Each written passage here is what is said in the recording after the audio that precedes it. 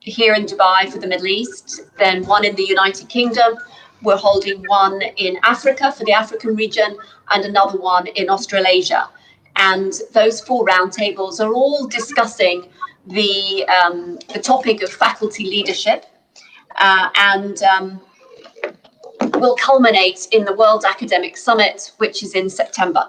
So we're delighted to start this debate around faculty leadership, particularly in a post-COVID world, and welcome all of you and thank you for joining us in this discussion and sharing your perspectives.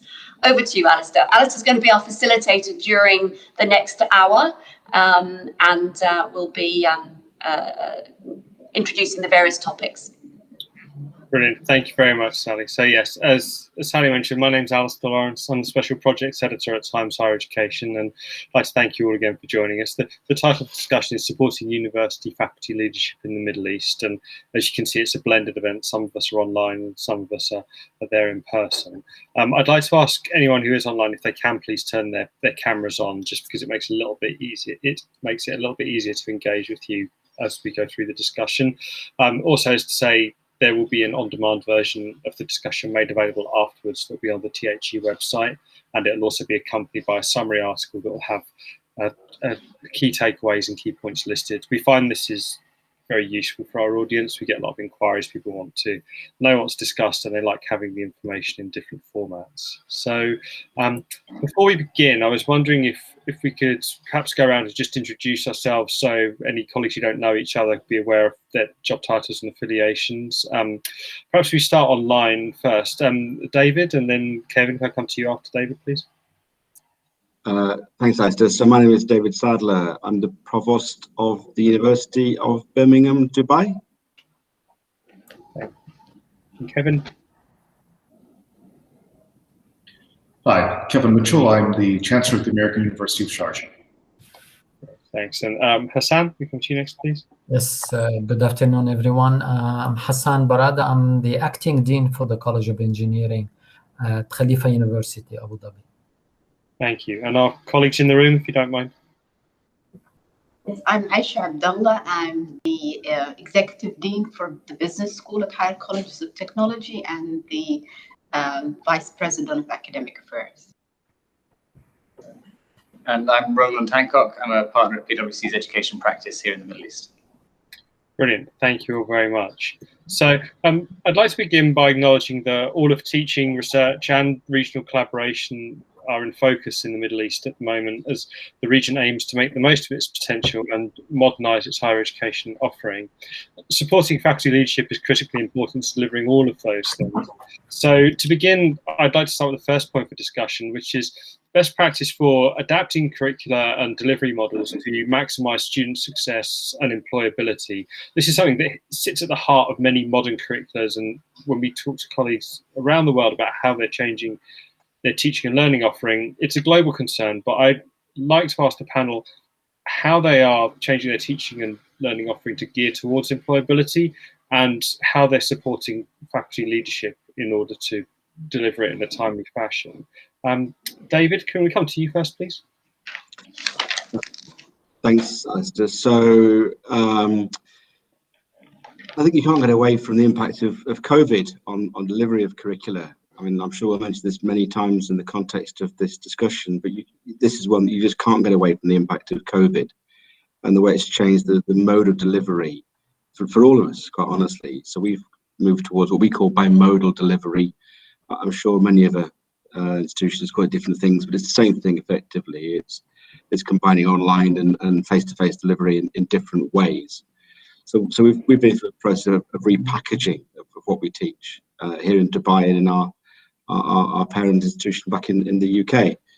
And there are downsides to that and there are upsides to that, as with most things. So a downside, of course, is it's a different kind of student experience. And upside is it makes you question the way that you've designed the curricula, plural. It makes you question the content of the curricula. It makes you question the learning objectives and make sure that they really are fit for purpose. So in a sense, I suppose what we've done is kind of turn the experience of the last 12, 18 months into an opportunity just to review in the frames of what we do, our learning objectives for our students and the programs we deliver.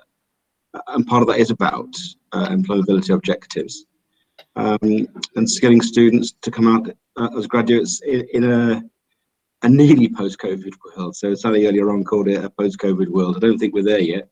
So in a nearly post-COVID world, so the skills our graduates need are the kinds of skills that we're using in this discussion today. That skills are adapting to working in a hybrid working environment. That runs through many of our curricula. And how does it, you're essentially managing a plural shift for the shift in teaching and learning, but also the cultural shift of moving things online. And have there been a lot of differentials between different faculty or between different departments in terms of the appetite for offering blended learning, or just the suitability for it in some cases? So the real challenge is in laboratory-based subjects, lab-based subjects, engineering. That's the real challenge. And moving lab-based subjects into an online world is really an enormous challenge. And there are colleagues on this call that are far better placed than me to speak about that with direct personal knowledge and engagement, I'm sure. But I think more generally, if you take that dimension out of it, there's no massive variation. I think we've all been in the same boat. You know, all of our disciplines are in the same boat. They know how to adapt and change. So with the exception of the lab-based learning issues, I think it's uniform across what we do. Okay, thank you very much. Hassan, I'd like to come to you next. I saw you nodding in agreement with a couple of David's points there. What has the appetite been like with the faculty at your institution for moving teaching and learning online and looking more towards outputs in terms of employability for students when they design courses? Again, as David mentioned, it was really a challenging endeavor, especially in engineering education. Now, prior to COVID, definitely we had projects to increase the practical components in our engineering programs, to increase also the internship length, to add additional workshops in our programs. Also, we had introduced various minors, for example, for for engineering students, such as business minors, some contemporary issues like artificial intelligence and others. This is as far as the curriculum is concerned. Definitely, COVID gave us a lot of challenges, but also opportunities into really converting some of our courses to online courses. And specifically, as David mentioned, we had issues with the lab components in engineering. So we had actually about 6 months project last summer to really convert some of our engineering labs into online labs. We were successful in some of the labs. I mean, definitely we had a lot of tools available out there. We just had to search for the appropriate tools and simulators and many other, online components that really helped us in converting many of our labs into online. Definitely post-COVID, some of these will stay with us. It was a very good opportunities for us to really also blend our learning and our teaching between practical and lectures online, which is really, we didn't have this opportunity earlier.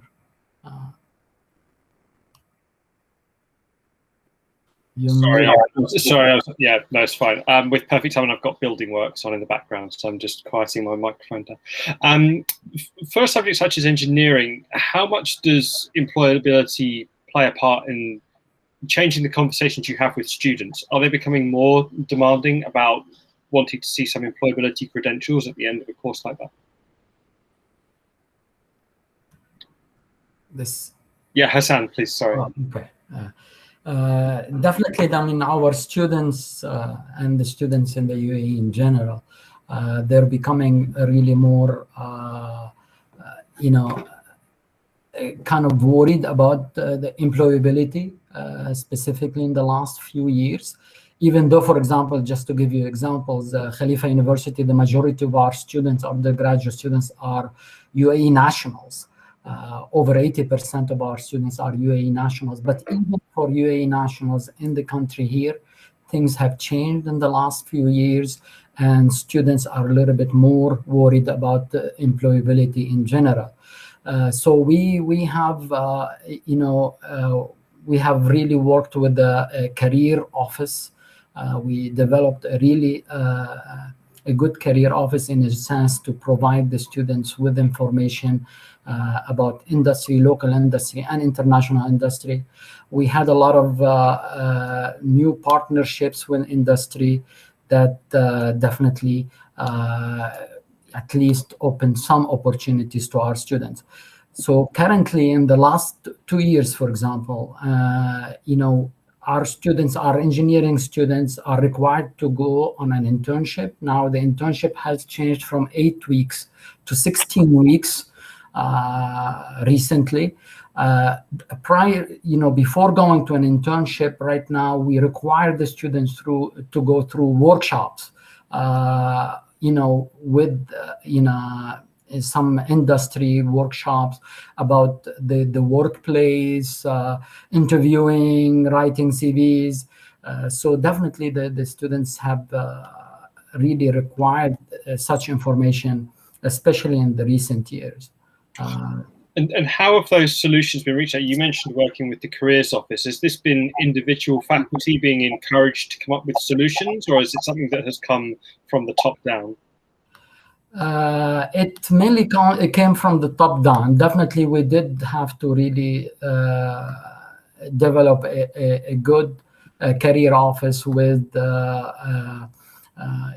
some staffing that are definitely staffing of different backgrounds other than just academic background. Even we had some staffs came directly from industry, really understand industry much more than the faculty, the present faculty. Oh, I see. So that's interesting. You're getting the benefit of having diversity among your workforce in order to, exactly. To help. Even the workshop that I mentioned, they are actually given by professionals from outside the university and not the faculty of the university. I see. Thank you very much. Kevin, if I can bring you in at this point, just to touch on some of the discussion points we've covered about the benefits of collaboration and also taking a slightly more international outlook, and how all of these complement plans that universities put in place to improve student employability. How are these issues working themselves out at the American University of Sharjah? Thank you. Well, maybe I would start by saying I'm suspect about discussions and a focus on employability as such, because I think that often it places the focus on perhaps too much on technical skills, which we should be offering as a baseline, all of us at any institution. But for us, I think it's more a conversation around what is going to be the differentiator. Because we could have, I mean, if you look at, for example, civil engineering and the number of civil engineering programs that are offered just in the UAE, and the number of graduates that may occur in a semester or a year, it's a tremendous number. And I think the question is, can the market absorb it? And especially in a time of where there are economic challenges. So for us, it's a conversation of what is that differentiator beyond the baseline curriculum of the major that the student's involved in. Are students able to think critically, to communicate clearly, and to offer something beyond the ability to do the job? And I think discussions about employability often tend to focus on that first job after graduation versus a more longer term view of educating students and knowing that jobs are going to change. And some tremendously. They may disappear and be replaced by others that we cannot conceive today. So I think we've taken a much more broader view on this question of employability. I think with regard to some of the specifics, Dean Barada mentioned career services and Clearly, that's a focus that we have as well. I think one of the challenges always is a balance between centralized and decentralized, a top-down versus a bottom-up approach, because I think you need faculty vested and invested in that process. And I think that's a tension that exists in all institutions. It certainly exists in ours. And I think for us, it depends on, in many cases, it becomes discipline specific. So in some disciplines, there may be a more centralized focus. So we do have a centralized career service office, but we also have those that are decentralized at the school and college level. And of course, that presents an administrative tension that needs to be worked through. But for example, our School of Business Administration has an internship and placement office.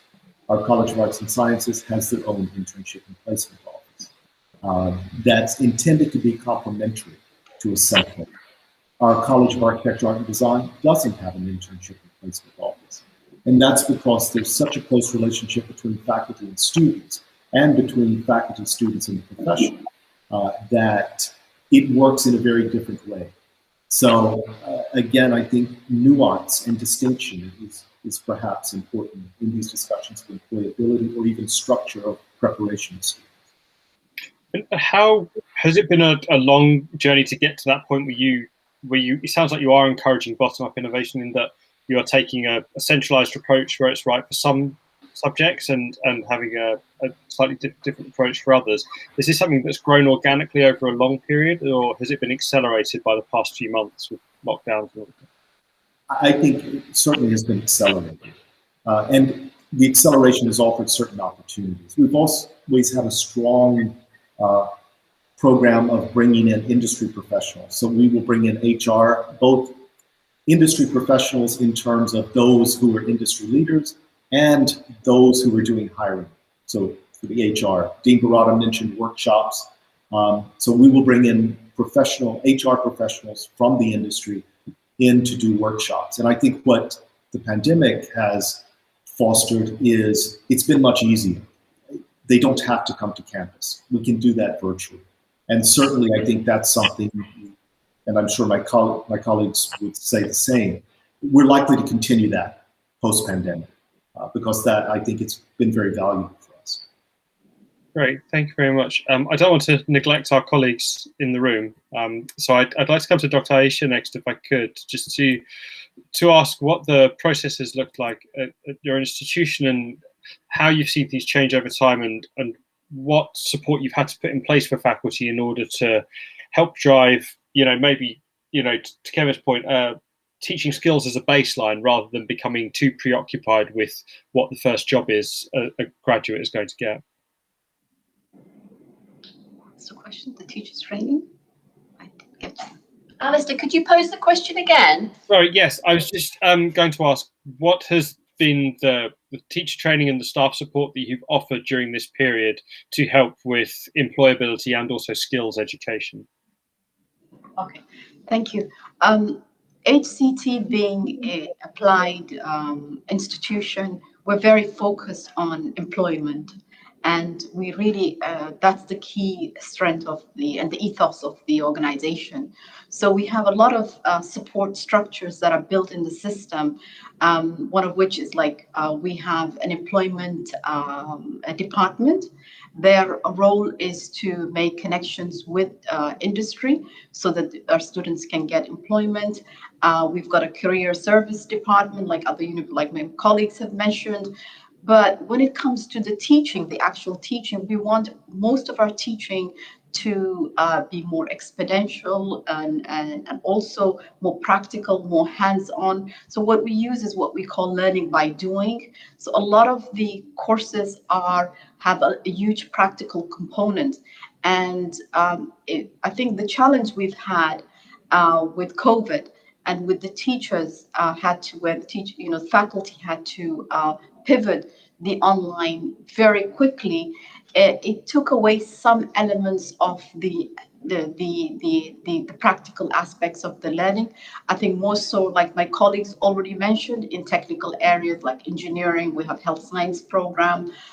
We've got an IT, computer science college. So those were the colleges, I think, that were really had to come up with creative ways of teaching. But I think fundamentally where the biggest challenge is really the teachers' ability to teach in an online environment. We have, a broad spectrum of teachers. Some are young, some are a bit older. And although we are, we've got a very good infrastructure when it comes to technology. So we were already offering hybrid learning or blended learning courses, especially in our courses that involves general studies. Some of our courses also offered in an online environment. But when all the courses had to go online, this was the biggest challenge, was getting the faculty to get acquainted with, the basics of online learning. But of course, not forgetting that good teaching is the basis of any. So even if you use technology, you still have to maintain that. So getting the faculty up to speed on different technology in terms of Blackboard Ultra, we were already using Zoom and Teams and other technology, but also doing their exams online. So there was a lot of other additional things that the faculty had to learn in a very, very short time. And the ones, of course, that already were familiar with this, had the advantage. But what we tried to create is we created something called course councils, where the faculty that had the skills mentored the other faculty, other than, of course, the training that we provided across the board to all the faculty. And the advantage we had was we already had a strong learning and teaching and learning department and ed technology that did that. We also have, we've also focused even before the pandemic on professional certifications for all our programs. So, for example, we have, I'll use an example from business. We have an accounting program which is aligned to ACCA, and our students, we've worked with them so that they can get exemptions.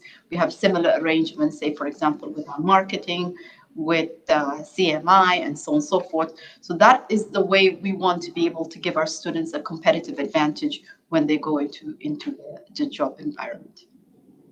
Great, thank you very much. I think it's a really good point at which to bring in Sally and Ronan from PwC, just to ask, given the support you've given to the sector and the work you've been doing with institutions over the past few months, have you seen a predominant approach to teacher training or looking at skills training for students that has been the predominant mode in the region, or is there as much diversity as what we've heard from the panel today? From my perspective, I think we're seeing quite a lot of diversity. Universities trying to involve industry and other stakeholders in that sort of teaching and learning and counselling process. So, yeah, no, I think we see universities perhaps being a bit more creative and a bit more proactive in trying to pull those players onto campus, whereas pre-COVID, many campuses were quite difficult to penetrate, but they seem to be more open now and more, I would say, collaborative in that way. Roland? Before pre-COVID, back in the old days, we had the opportunity of working with higher colleges of technology, and we did some work around career centres and internships and what some universities call the cooperative approach to sort of practical skills. We went to go and see a number of universities around the world, and one of the things that came out very strongly was the power and importance of spending time in the workplace, both from a skills perspective, but also from a maturity perspective for those students. I'm interested to find out from the group how possible that has been during COVID, because I was very encouraged to hear Hassan say that you've moved from 8 weeks to 16 weeks worth of internships. I would have thought it would have gone the other way during COVID, but that's great, because the power of that was hugely effective, because it meant that we weren't necessarily talking about curriculum changes, but we were talking about experiential changes. which meant that students getting to the end of their course were getting, the best of both worlds here. They could be highly academic as well as being highly practical in the workplace. So it's great to see those changing. I think the thing that for us is an opportunity that maybe hasn't yet been explored is how those future skills. I don't think we understand employability post-COVID yet, but what the future will look like for understanding workplace skills and the implications for universities in the coming years, and maybe that's unknown at the moment, but we've been using technology to try and understand what skills are going to be required in the future. So for those, and particularly HCT, which is applied and perhaps for everybody, it is a question about how easy it is to get hold of an understanding of what the marketplace needs. Because I think that's quite a challenge for everyone to figure out what employers are going to want going forward. Thank you, Alan. I've seen that David's got his hand raised, so I'll let him respond rather than ask another question straight away. Thanks, Alistair, and I apologise, Roland. You raised a very good question, and I wasn't going to respond to the question, but I was going to offer another perspective, if I may, Alistair, which was about the question of upskilling faculty in this new world. And I think there's an important point that we haven't touched on so far, which is sort of soft skills of the way in which staff work, our colleagues work. So we've been through, all of us, a huge transformation in the way that our colleagues work, and we've had to work particularly at rebuilding the sense of team working, of group working, of our staff working in a different way when they can't just bump into each other in corridors, they can't have chance conversations. We've had to work very hard at rebuilding working practices. And I think we've got a long way down that road now, and we're starting to reflect on what that means for what we present to our students, those sort of soft skills of group working, which I'm sure is the case in many sectors of the economy. But it's been very acute when we've had little chance for face-to-face on-campus interaction as a staff group for the last 12 months. And to that point, and also the one that Roland made previously, is like if we are still on a kind of liminal phase where we don't know what a lot of this is going to look, what the application for a lot of these skills and employability skills is going to look like post-COVID, does that mean that the soft skills training also needs to be a work in progress? Because presumably we are moving towards a slightly different permanent or semi-permanent system once we are able to open up again. If I may carry on, I'm not sure if that's a general question, but if I may, I think we're finding a tremendous differentiation amongst our students. I think it's really revealing differentiation amongst the students. There are some that have adapted very quickly and understand the new world we're working in and understand what they have to do to get on and to get a good job in this world. And there are some, I would say in our case, a minority, but a significant minority, that we still have to work with them to socialise them into new ways of working and to explain that actually we're all in this together. We've been experiencing the same problems as faculty. But getting that across that small minority, I think, is going to be really critical for our institution at least. Do you feel like you've made progress in that area? I'd like to think we've made more, to be honest. I'd like to think we've made more. I mean, we know it's a problem. We know it's an issue to address that group that have become disconnected and are struggling to find a way to work in this new world of study. But we are making some progress. We're gradually diminishing the numbers that we feel we are disconnected from. Okay, thank you very much. We've got a few other points for discussion, so I'd like to try and get through a few more if we've about half an hour left. One of the points we wanted to talk about today was increasing entrepreneurialism by encouraging more innovative and sustainable research. I mean, this is perhaps an adjunct to the teaching and learning challenges we've been talking about already, but many of you mentioned collaborating more closely with industry, bringing in professionals to help skill your students in different ways and to also help them collaborate with your staff in different ways. I believe it was Kevin, I think you said you were actually bringing in people from industry to, or sorry, it might have been Hassan who was talking about hiring staff from industry backgrounds so that they have a different perspective that they can bring and help with teaching and learning. When it comes to the pressure that is being placed on research because of digital transformation, is that another set of problems that are looking like being slightly easier to solve than they were a year ago? in terms of making it more commercial, making it more entrepreneurial, encouraging greater collaboration. Hassan, I was wondering if I could come to you. This is because of your specialty in engineering. Yes. Now, I'm not sure if it is becoming easier. Definitely, the support, that is really needed for faculty or researchers in this domain is still needed. For example, I mean, we're talking about incentives that can be given to faculty to go for patents, for example. I mean, there is policies related and other issues. For example, I mean, talking about Khalifa, when we talk about encouraging our faculty, for publishing in high impact journals. There is no incentive for them to go for patents, for example, or for ideas that will take them to the market.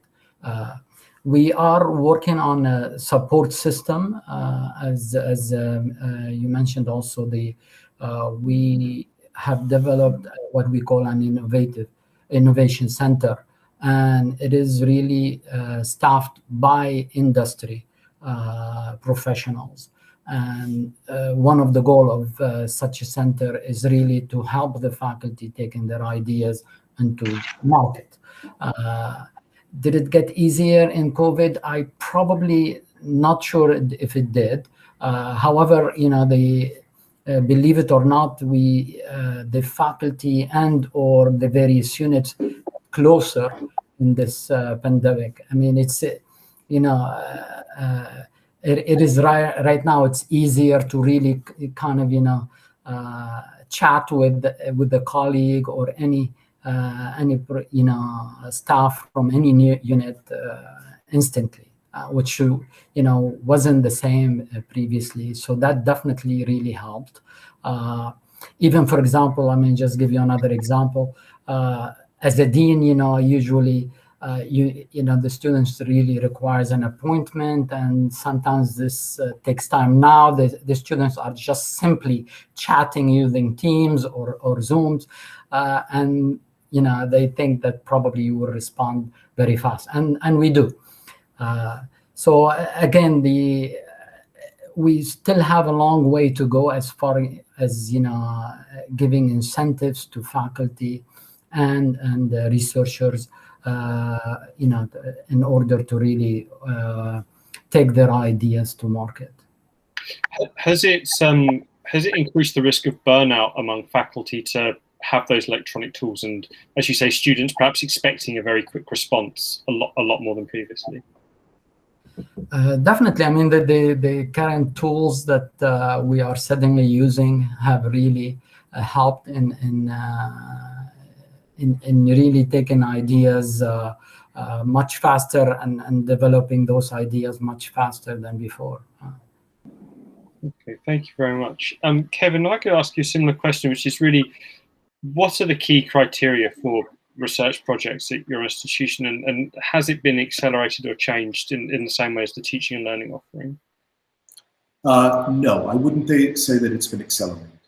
I think because I believe we're all coming to terms with how to work in this new reality.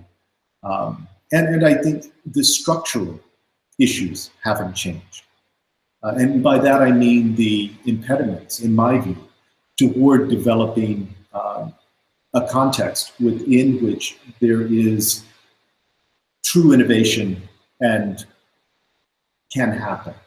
For example, the lack of a national competitive research fund.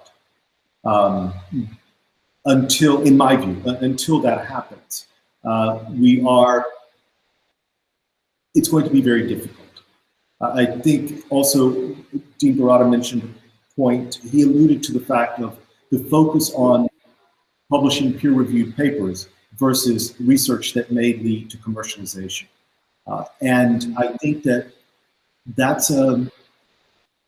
would be a real shift, because I think there has been this focus on publication rather than, and I think it's built into the system, because ultimately to advance in one's career, or for the question of rankings, there is the dependence on that peer-reviewed work, not the kind of work that may take 10 years to develop something significant.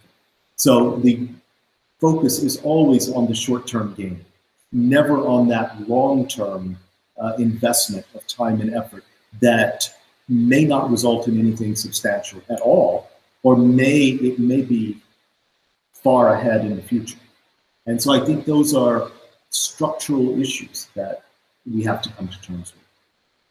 Have you been able to address any of those issues at your institution, or are they simply too enmeshed in the culture of research nationally to chip away at the moment? No, I think there's an effort, I would say probably shared by my colleagues, to address that. But it's going to be a slow process ultimately, because it's a mindset change that will have to occur.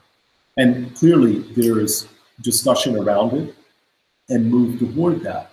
But it's a long term. And I think ultimately, if we come back to this question of competitive research funding, that would accelerate it, I think, in my view, because then there's a mechanism for support. It is highly competitive, and it not only would support research, but give those involved in this process recognition and acknowledgement of their work. Okay. Thank you very much. Sally, if I can come to you next, is this a structural problem that other institutions that PwC partner with have observed, and that they feel is hindering their entrepreneurialism and their ability to collaborate and commercialize research?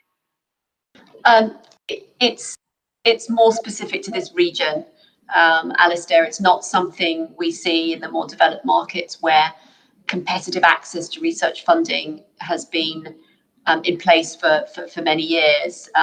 This region is developing still. It's on a journey, and there's a lot of desire to put this in place.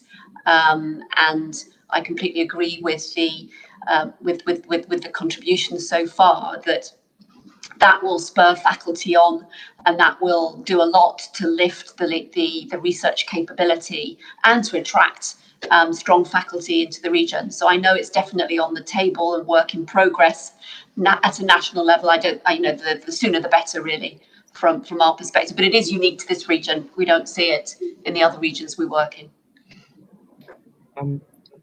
Aisha, I was wondering if I could ask you a similar question on where you may not have as great a focus on research in your work, but is the emphasis on really applying technology and as you said before, learning by doing, is that something you think can help drive innovation in all areas?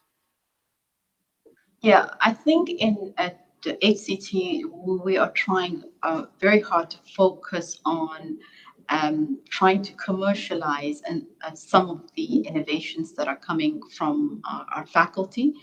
And also, we have an innovation center like Khalifa University, and I think we were one of the first to have one, where we want to take the students' ideas and get them to a phase where it's it's commercial, to take the idea to make it commercial.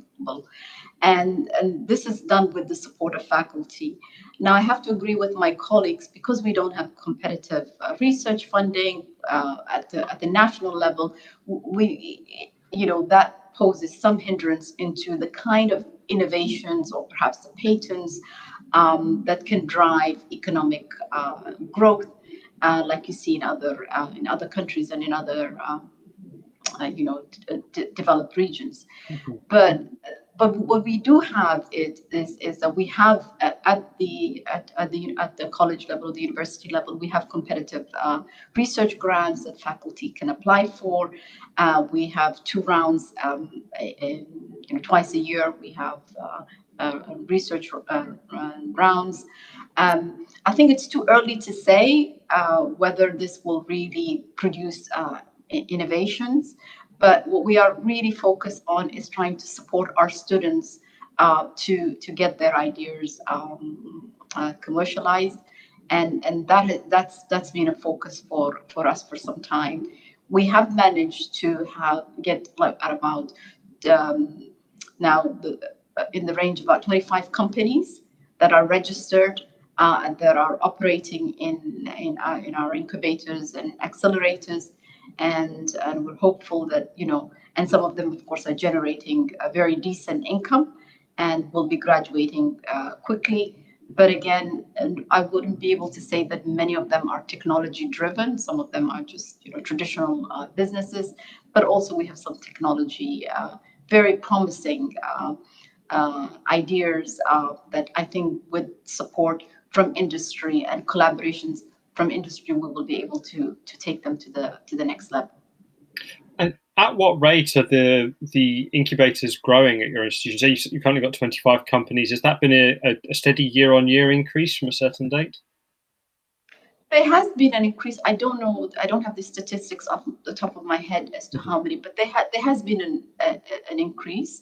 But I think the COVID also has impacted that increase. We were going on really strong, and then COVID hit, and the students, everything was conducted virtually. The student support, the faculty mentoring, the students' ability to use these spaces. So I think that has hindered that progress. But we run competitions on a regular basis. So this is where we get these students' ideas, and then they graduate into going into these incubators based on how well they do in this. And then we put them through boot camps, and we bring industry partners to assist with that. So I think that experimentation, which has been taking place for about the past 3 to 4 years, have worked well. But like I said, it's been impacted by the COVID pandemic. Yes. No, it's certainly interesting that the sheer amount of advances in teaching and learning over this period almost be mirrored by the frustrations in other areas of what universities were trying to accomplish beforehand. To Dr. Aisha's point about the in-house healthy competition for grants and driving innovation on a very central level, and the incubators and the other companies to partners with. David, if we come to you next, are you seeing growth in that area, or is it an ambition that is being frustrated by the current situation? So we're in a different situation, of course, Alistair, as a branch of a much larger university based in the UK to the other colleagues on this call. So our fundamental challenge is actually engaging and innovating colleagues in the UK to think about ways in which to engage with the research and industrial agenda in the UAE. And that's, of course, changed in the pandemic months, but it's been very much part of what we've been doing as we come out of that period, that time. So for us, it's about bringing the best of Birmingham into the UAE and engaging with the long-term vision. So yes, we lack a National Research Council environment, but we do have a very strong set of national long-term visions and indeed Emirati visions in Dubai. So part of our agenda is to engage across the wider university with those longer-term visions. Thank you very much. Karen, if I could get your input from the international viewpoint, is it something that you look to internationally to engage with people around innovation, or are your efforts mainly concentrated in-house to the type of spin-outs and incubators that we've heard colleagues talk about? It's both, actually. Okay. We have on campus it's a Sharjah government initiative that is an entrepreneurship center. And so that's of great benefit to us, and we're very fortunate to have that. So that's one part of it, which fuels things that go on campus and may come out and remain in the UAE. But I think if we look at where we've had greatest success, it's been those alumni who have established companies elsewhere. So we do have a number of alumni who have startups in Silicon Valley, have been very successful. We have in the UK a number, one of the leading robotic arm manufacturers for small scale use based in London is a former US graduate. So I think that, and it does come back to this question of potential and possibility in the region versus elsewhere. And when graduates go out, where do they see opportunity? And of course, they're going to gravitate toward that. And it may not only be for professional reasons. There may be, they see an opportunity in Australia and it provides both professional opportunities and certain personal advantages. So I think it's a complex question. Yeah, sorry, I appreciate it. Asked you to summarise. Probably was quite a multi-year project involving many different people, but Yeah. thank you for giving us an outline of it.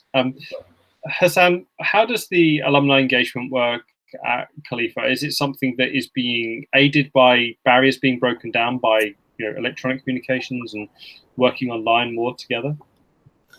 Definitely did have some impact.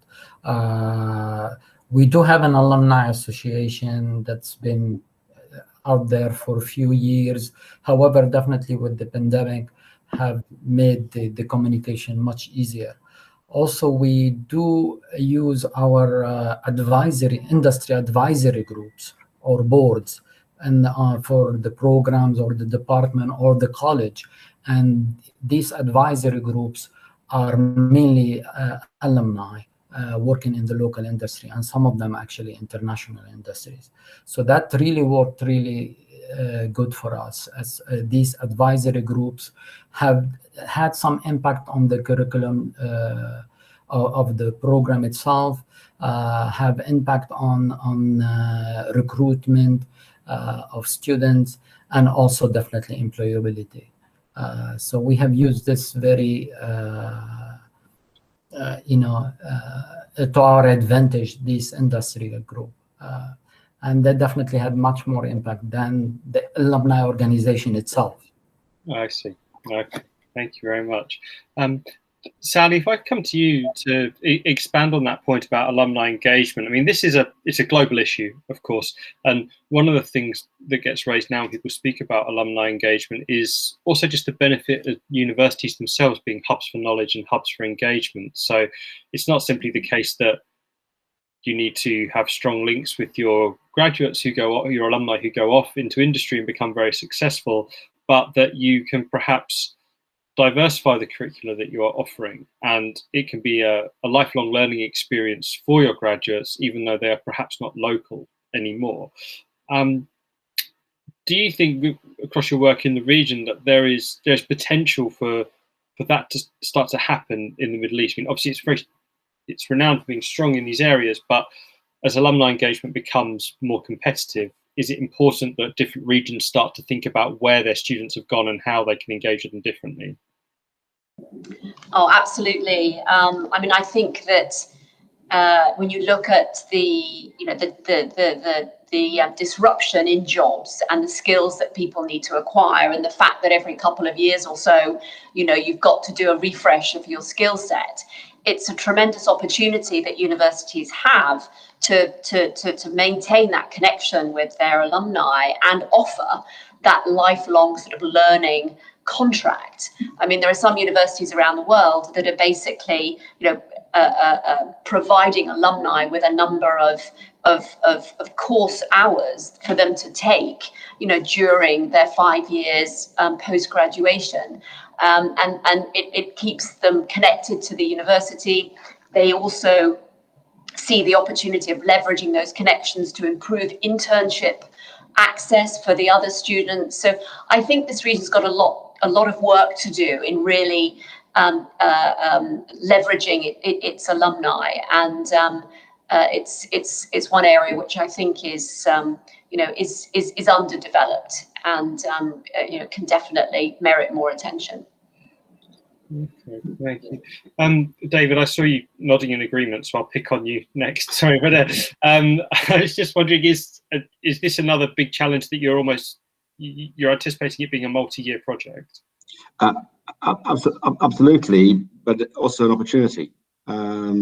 So we have 300,000 alumni at the University of Birmingham, huge community globally, and here in the UAE we connect with that community.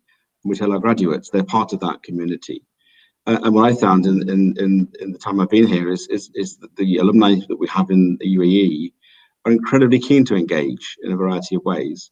Almost delighted to be contacted, to be asked to engage. They're very supportive. And in a sense, they're working for the first time with the university in region. They're kind of saying, well, what can we do? How can we help? So I think there's a lot of work to do to build the bridges with our alumni from the wider University of Birmingham who are in the region. We're working on that. We're building a good set of connections with those alumni. And I think that will be a tremendous force for us in the future. There was another point we have for discussion about, it sort of combined the two topics we've been talking about so far in terms of teaching and research and also the collaboration with industry. And that is the opportunity for, or maybe perhaps the requirement going forward for universities to be slightly more flexible in terms of the type of teaching roles that they offer to people from industry. Hassan, you'd already said that Khalifa has made a real effort to engage with people from industry and hire people from different backgrounds. Is this something that has to become almost the standard now in order to retain the people that you want and not lose them to an industry-only role? Definitely. I mean, that's going to be the case, inshallah, in the future.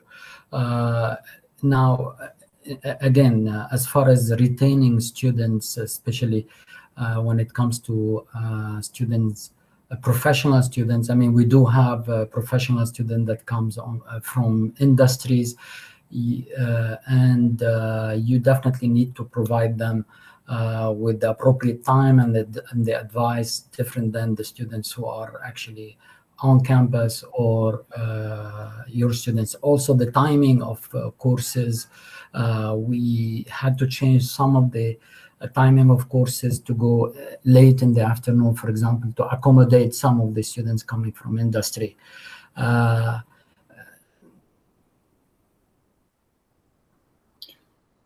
Sorry, thank you. I think my sound just cut out for a moment there. Kevin, if I could come to you next just to ask about the number of, do you currently offer blended roles at your institution, and is it something that is increasing? For those in the industry coming in to do teaching, for example. Yes, but I mean, I think also the other sort of, again, it's a global issue, not just in the Middle East, is people worried about losing teaching staff to industries because of competition over salaries or time or other factors. Yeah, I'll address the first part of, sure, because I think it's an important point of the industry coming back into academia to provide another dimension. And quite frankly, I think it's near impossible here because of certain restrictions. Perhaps David doesn't have to deal with this with KHDA or being a branch campus, but those of us who are accredited by the Commission for Academic Accreditation certainly deal with it on a daily basis. There is not a very flexible view of the question around qualifications. So it's academic qualifications only. And I think it's extremely prohibitive and to the detriment of education in the region, specifically in the UAE. So there's that issue. With regard to, let's say, an outflow due to competition for salaries and other things, we don't really see that. I think that those, at least in our experience, who are academics, tend not to venture out beyond that. And I think, again, it's that question of, let's say, in other contexts, where you may have an academic developing a company that may spin off and then they move out or see greater opportunities in industry. We really don't see a sort of pull factor in that respect. Okay, right, thank you. David, do you like to respond? Briefly, if I may, so just to agree with Kevin, but to correct him slightly. So we're actually CAA accredited also, Kevin. So I agree with what you're saying, that because of the accreditation through the MOE as an institution, we have the same limitations on proportions of faculty that can come with a non-conventional academic background. But there are other ways, of course, of bringing that non-academic perspective into the classroom, the occasional guest lectures and engaging in other ways. But hiring faculty directly from industry who haven't got a conventional academic background is indeed pretty Kevin, a challenge. Thank you very much. Aisha, is this a challenge that you've experienced at your institution in terms of hiring and also encouraging people to stay?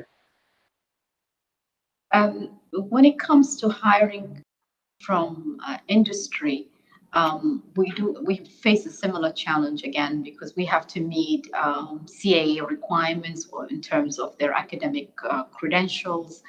But being an applied school, it's very important for us to be able to bring people from industry. I think the advantage we have is that we have a huge alumni base. I mean, higher colleges have been around for about over 3 decades, so we've got a lot of alumni that are in key positions that have the academic qualification as well as the industry experience to take up positions as adjuncts. And now again, adjuncts do not account more than 5% of our teaching faculty. But what we want to be able to do is to increase that for many reasons. Of course, there's the cost implication. It's much more cheaper to hire adjuncts, so it helps us balance our budgets, and we can divert some of that funds to more, other perhaps infrastructure, whether soft or hard projects. But it also brings the industry, knowledge and know-how into the classroom, where the faculty, although we try as much as possible to hire faculty with industry experience, but when they stay with us for a few years and with the ever-changing dynamic industry, it's very difficult for faculty to stay current. So bringing that industry to the classroom is very important to us. So yeah, there are some challenges with timings and when we offer those classes, but I think it's also what's important is our students' population is shifting. So we're seeing more, students that are working, who need more flexi time. We're also seeing more mature students that are, have different sets of requirements. So I think it's overall, there's a lot of changes that we are adapting to in order to meet the needs of the students. Great, thank you very much. I'm just mindful of time. That takes us pretty much up to time. I did just want to ask Sally and Ron if they had any closing comments in terms of how today's discussion has dovetailed with their own work, and I guess it was a broader question about whether they think there'll be an increased demand from industry for a continued closer relationship with higher education institutes, given the fast changing nature of the workplace. Sure, thanks, Alistair. I know Rona's got a comment, and then I'll close. Brilliant, thank you. Yeah, just in response to some of those discussions, really. I mean, the competitive grants issue is significant, but it's changing, and perhaps more for Aisha and Hassan, because Abu Dhabi's ahead of the other Emirates here. But research funding is coming, and it's going to be competitive, and it's going to be driven by partnerships with the private sector. It's going to be focused on entrepreneurship and innovation, and it's going to be focused on advanced technology. So these things are coming together towards much more applied, work-based, technology-driven research that will be based around competitive grants. So that's all good, but it's quite focused in terms of the workplace and industry, which is quite interesting.